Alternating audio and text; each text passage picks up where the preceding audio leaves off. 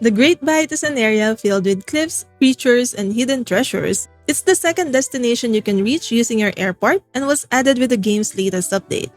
Trips to the island reef happen on odd hours, while trips to the Great Bight depart on even hours. If you want to know more about Island Reef and how to unlock the airport, I've linked my other video in the description. This video has timestamps and subtitles for easy access.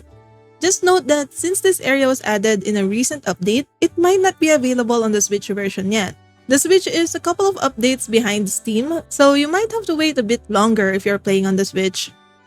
Like Island Reef, the Great Bight can only be accessed once a week, and each ticket costs 250,000 dinks, so come prepared. I highly recommend bringing your swag pack if you have one. If you don't, just bring an empty chest using a hand trolley. You can then use the chest to bring back more items. Just don't forget to bring it home with you. You can bring your friends to the Great Bight, but the NPCs won't come here. The cliffs in this area are spread out like the islands in Island Reef. However, no vehicles are allowed in this zone, so you must bring a glider to make the most of your trip. The rarer gliders like the Bat Glider, Leaf Glider, and Pirate Glider travel further than the regular triangle-shaped ones, so use those if you have them. Most cliff tops have climbable ladders, but some might not, so I also advise bringing a few ladders just in case. I don't really recommend traveling in the water, even if you have a diving helmet and boogie board. The waters here are infested with alpha sharks, so definitely don't forget your glider.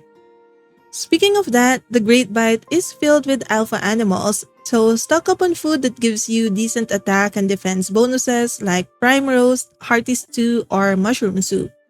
You also need to be mindful about your stamina since you'll need your glider to reach other cliffs, so bring some stamina food as well. You can always run away from the alphas, but they drop a lot of valuable items, so if you plan on hunting them, make sure you bring your best weapons. The other things you need to bring depend on what you want to do here, so let's go through everything you can collect and do in the Great Bight. There are some new plants and resources found only on the Great Bight. We have a new flower called the pig face in 3 different colors, 2 new bushes, and a new type of tree. Rare insects and fish for the current season also appear much more frequently here.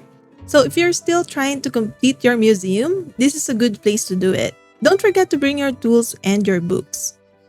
If you want to craft Jackaroo crossing signs for your island, there are also a lot of old signs scattered around the Great Bight that you'd want to collect. Lotus lines can also be found underwater here like in Island Reef. There are also a lot of different ores scattered on the bottom part of the cliffs, so if you want to collect ores, make sure you have your pickaxe. Honestly though, I think you're better off spending your time on other things here since you can easily gather ores in the mines. Be careful while collecting all the new flora, fauna, and items. As I mentioned, the Great Bight is filled with a lot of alpha animals both on land and in the sea. Sometimes there are several of them near each other, which can be fatal if you're not prepared. Unlike in the Island Reef, you don't need to find shipwrecks to summon the alpha sharks here. They're just roaming around, really. Alpha sharks will attack other creatures on sight. So if you can lure the other alphas near the water, you can just sit back somewhere safe and watch them damage each other. The other alphas won't attack each other on sight, but you can trigger them to fight by luring them together and letting their attacks hit each other. Just get them to collide, then run away while they attack each other. With so many alphas in the Great Bight, you can easily collect alpha meat and parts here. You can use the alpha parts to craft powerful alpha weapons from Ted Selly, and you can actually find him here in the Great Bight. You'll hear a familiar whistle when you're near his camp. Once you find him, you can ask him to make weapons for you just like you would on your island. If you have the peaceful wish on your island, Ted Selly won't appear there, but you can still find him here at the Great Bight. If you already have all the alpha weapons, you can still collect raw prime meat and sell it to Ted Selly. He buys it for twice as much as John does. For the alpha parts you collect, you can place them inside the compost bin. One alpha part will give you 10 insta-growths, which provide random 1 to 3 days of instant growth for your crops. There are 2 more unique crafting stations here at Ted Selly's camp. The first is the Hunter's Crafting Table. Here are some notable items to craft there. First, we have the scooter. This lets you travel fast on land and it's very convenient since it can be stored in your pocket and ridden instantly.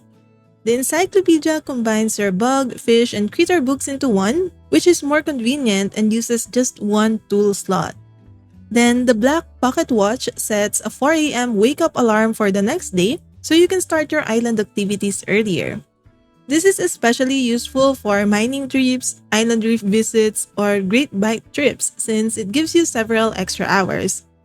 This recipe needs the cup of sunshine though, which can only be found in blue chests in Island Reef, which are quite rare. Then we have my favorite, the invisible glider, which makes you look like you're flying. The recipe requires almost all of the rare gliders in the game to craft, but I think it's worth grinding for. There are also two weapons you could previously ask Ted Selly to craft, but now you can only craft them using the Hunter's crafting table, the Star Saber, and the Ice Hammer.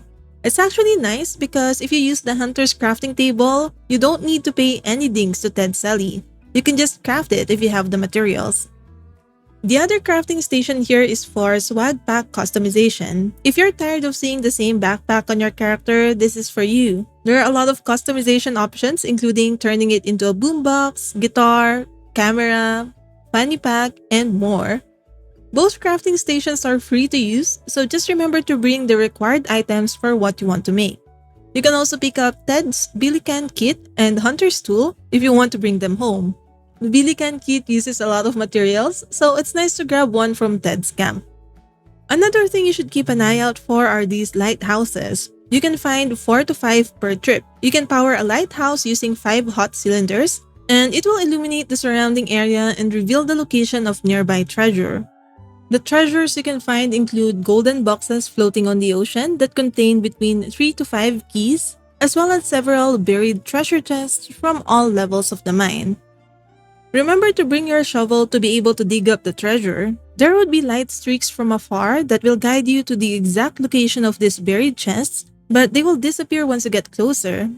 You may bring a metal detector to help you locate the chests faster if you'd like. Repairing a lighthouse for the first time rewards you with the lighthouse crafting recipe, so you can place one on your own island too, which is a nice decoration near bodies of water. By the way, meteors will also land in the Great Bight during a meteor day, so you don't have to rush home during one. Then, always remember that, like in the mines, at midnight, acid rain will start to fall throughout the entire map, and it constantly deals damage to your character, so make sure you get to the airship before you run out of health or stamina. Let me know if you found something that I might have missed and check out this next video for more Dinkum tips and tricks.